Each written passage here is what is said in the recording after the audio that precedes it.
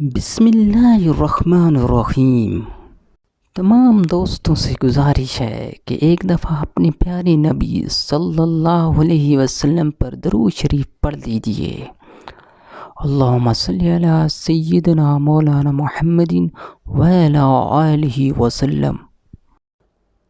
حضرت ابو امامہ رضی اللہ عنہ روایت کرتے ہیں، وہ بیان کرتے ہیں کہ حضور صلی اللہ علیہ وسلم نے فرمایا، میری امت کے دو قسم کے لوگ ایسے ہیں جنہیں میری شفاعت ہرگز نہیں پہنچے گی۔ ایک ظالم و غاصب حکمران اور دین سے نکل جانے والا شخص۔